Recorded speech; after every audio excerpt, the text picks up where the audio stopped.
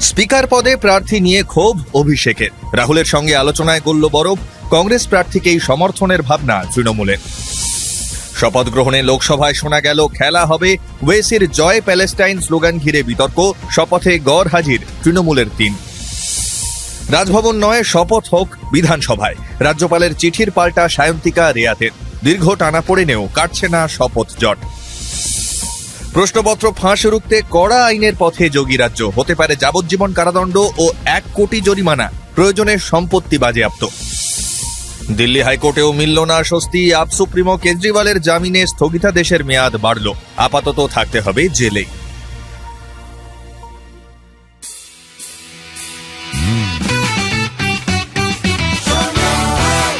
আপনি শুনছেন সংবাদ প্রতিদিন শোনো। নমস্কার, আসছি বিস্তারিত খবরে। লোকসভার স্পিকার পদে প্রার্থী দিয়েছে শাসক বিরোধী দুই পক্ষই। ওম বিড়লাকেই স্পিকার পদে মনোনয়ন করেছে এনডিএ, পাল্টা কে সুরেশকে মনোনয়ন করেছে ইন্ডিয়া জোট। আর এই নিয়েই কংগ্রেসের প্রতি ক্ষুব্ধ তৃণমূল সাংসদ অভিষেক বন্দ্যোপাধ্যায়। তাঁর দাবি, প্রার্থী দেওয়া নিয়ে তৃণমূলের সঙ্গে কংগ্রেস কোনো আলোচনা করেনি। যদিও সংসদে বসে এ বিষয়ে অভিষেকের সঙ্গে কথা বলতে দেখা যায় রাহুলকে। জানা গিয়েছে, আপেক্ষিক সিদ্ধান্ত নেওয়া যে ভুল ছিল তা মেনে নিয়েছে কংগ্রেস নেতা। আর এতেই বরফ গলে।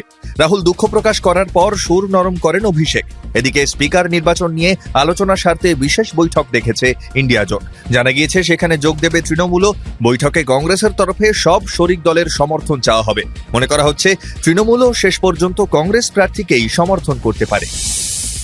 সংসদে শপথ নিলেন বাংলার সাংসদেরা। মঙ্গলবার বাংলার জনপ্রতিনিধিদের অনেকেই শপথ নিলেন বাংলা ভাষায়। লোকসভায় উঠল খেলা হবে স্লোগান। শপথ গ্রহণের পর তৃণমূল সাংসদদের গলায় শোনা গেল জয় বাংলা, জয় তৃণমূল। কেউ কেউ মমতা বন্দ্যোপাধ্যায়ের নামেও স্লোগান দিলেন সংসদে। তবে এদিন সংসদে ছিলেন না ঘাটালের সাংসদ দেব, আসানসোলের সাংসদ শত্রুঘ্ন সিনহা এবং বসিরহাটের সাংসদ নুরুল ইসলাম। তারা আগামী ২-৩ দিনের মধ্যেই শপথ নেবেন বলেই খবর। শপথ মঞ্চে দাঁড়িয়ে মন্ত্রপাঠ করেন শ্রীরামপুরের সাংসদ কল্যাণ বন্দ্যোপাধ্যায়।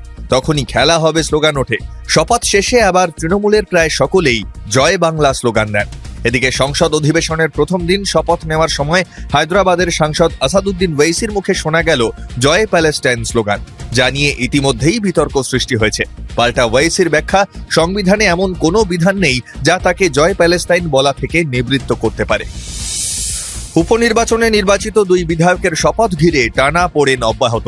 রাজভবনেই রাজ্যপালের নির্দেশ মেনে শপথ নিতে হবে, ইমেল মারফত জানিয়ে দিয়েছেন সিভি আনন্দ বোস। এদিকে বিধানসভায় শপথ নিতে নাছোড় সায়ন্তিকা বন্দ্যোপাধ্যায় ও রেয়াত হোসেন।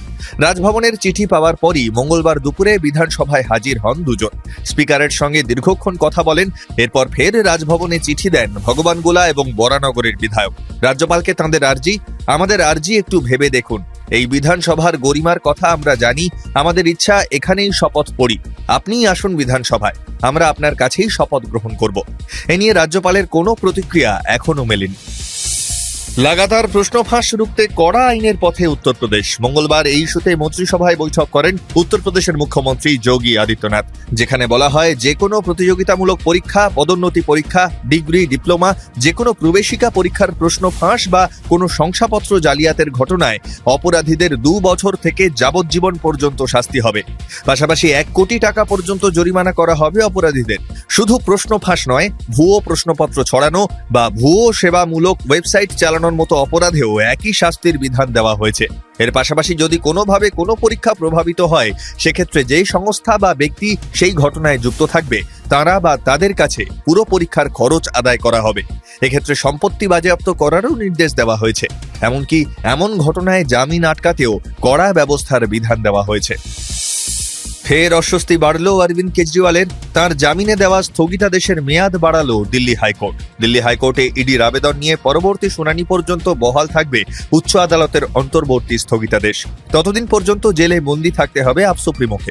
কেজরিওয়ালের জামিন নিয়ে গত সপ্তাহ ধরেই চলছে টালবাহানা। নিম্ন আদালত জামিন দিলেও তাতে অন্তর্বর্তীকালীন স্থগিতাদেশ দেয় হাইকোর্ট। মামলার পরবর্তী শুনানি ধার্য হয় ২৫শে জুন। জামিন পেতে মরিয়া কেজরি সুপ্রিম কোর্টের দ্বারস্থ হন। দ্রুত শুনানির আর্জি জানান কেজরির মুখ্যমন্ত্রীর আইনজীবী, কিন্তু সেখানেও আশার আলো মেলেনি দিল্লির মুখ্যমন্ত্রীর জন্য। সুপ্রিম কোর্ট জানিয়ে দেয়, দিল্লি হাইকোর্টের স্থগিতাদেশ নিয়ে এখনই কোনো নির্দেশ দেওয়া হবে না। এহেন পরিস্থিতিতে কেজরির অস্বস্তি আরও বাড়িয়েছে দিল্লি হাইকোর্ট। আদালতের বিচারপতি সাফ জানিয়ে দেয়, রাউস অ্যাভিনিউ আদালতের বিচারে ত্রুটি ছিল। ইডিকেও জামিনের বিরোধিতা করে সওয়ালের জন্য প্রয়োজনীয় সময় দেওয়া হয়নি। সেই জন্যই নিম্ন আদালতের রায়ে স্থগিতাদেশের মেয়াদ বাড়িয়ে দিল দিল্লি হাইকোর্ট। শুনতে থাকুন সংবাদ প্রতিদিন শোনো।